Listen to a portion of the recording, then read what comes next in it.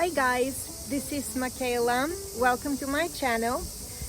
Today I am going to brave another set of stairs. Yokohama is so hilly that wherever you go, you either have to climb a steep slope or go upstairs.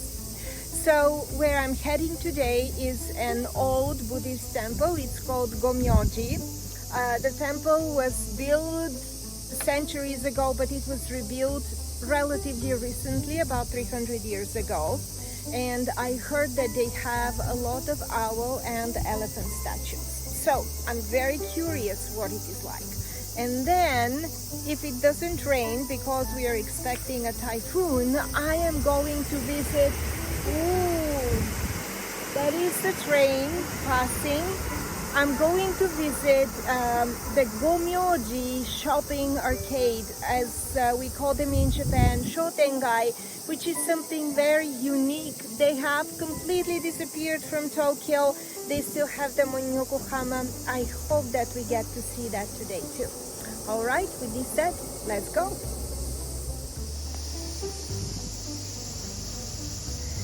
And I also want to show you the view from here. There in the distance you can see the high rises of Minato Mirai. Over there is also Bay Bridge that connects Tokyo and Yokohama. The skies are very gray because we are expecting a typhoon to make landfall here tomorrow.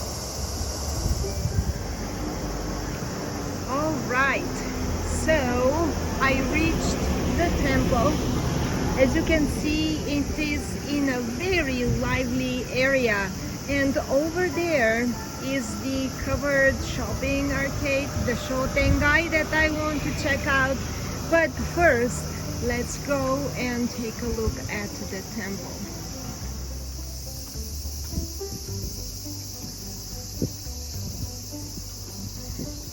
And here are the two guardians, On and Ah. And oh, surprise, there are more stairs.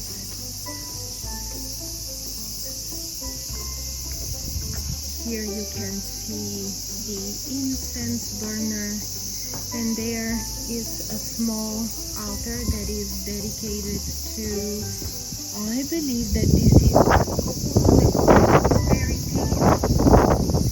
Beautiful statue of Kannon, the Bodhisattva of forgiveness and compassion. And here you have the usual Jizo-san, our guardians in the 6 realms of reincarnation. Okay, let's go up the stairs again.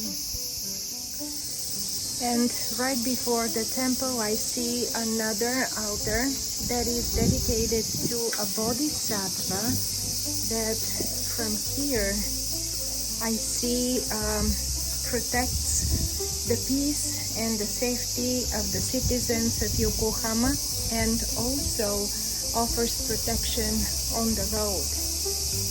What a beautiful statue. Alright, last flight of stairs, and here we are. Oh, and I see that this is also a Shingon school temple. The Shingon school of Buddhism is one of the oldest here. And how do I know? Phew, phew. So many stairs. Can you see that little monk there? The mascot. It's called Koya-kun.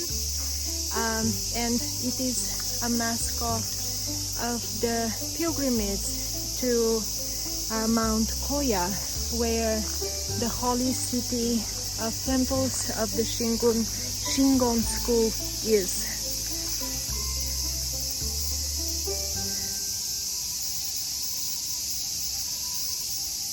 Still trying to catch my breath. I wonder what this is.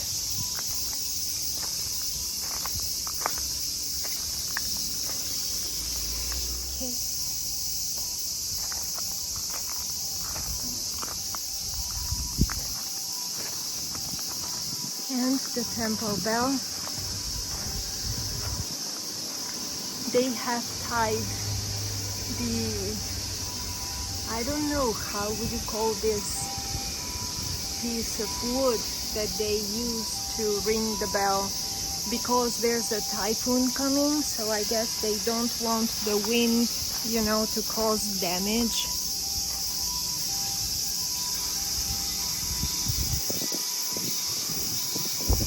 Here is another Jizo. There's a nice view of the temple. The lotuses are already, you know, over. Unfortunately, all that you can see is the pods. This here is a little chapel, if I may call it so, that is dedicated to Kobo Daishi, or Kukai, who was the founder of the Shingon school Buddhism. Just for reference, he founded his school in the 9th century. One issue with the Japanese language is that there are no plurals, so you can never understand if somebody is saying something in a singular or plural meaning. So they said owls and elephants. I assumed that there were many. There are only 2. And here they are. Look at that. Unfortunately, there's no water now. I guess that it's because of the pandemic. And this was the purification fountain of the temple. They don't want many people to touch, you know, the same objects. So they stopped the water. Now I asked what is the meaning of these rocks, and I was told that these 7 rocks, they were markers of the temple's area, and later on, when the temple was rebuilt, they just collected them and put them in one place. And it is an old Japanese custom, when you make a prayer, to take a little rock and to leave it at the altar. So this is what we're seeing here.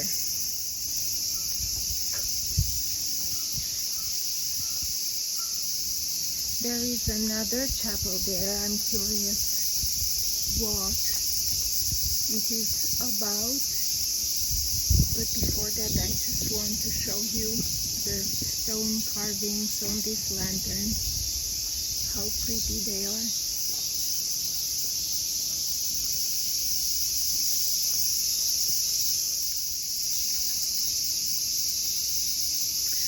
Oh, and here I see something very familiar.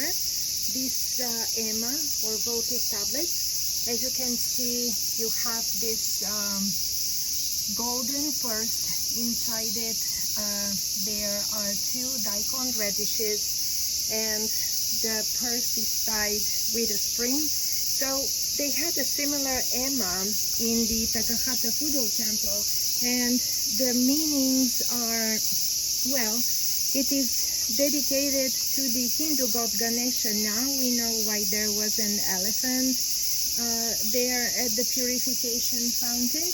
And the Buddhist version, the Japanese Buddhist version, I should say, of Ganesha is a protector of prosperity and harmony inside the family. So this is what people are praying for. And this one here is the Kannon of the temple, or the part of it that is dedicated to Kannon, the Bodhisattva of forgiveness and compassion. Unfortunately, we can't really see what is there inside. They're getting it ready for Obon. That begins tomorrow, which is the Buddhist festival when people welcome the spirits of their deceased family members home, and they celebrate them for 3 days, and then they again let them go. All right. I'm lucky and it's not raining, so let's go and take a look at the shopping arcade.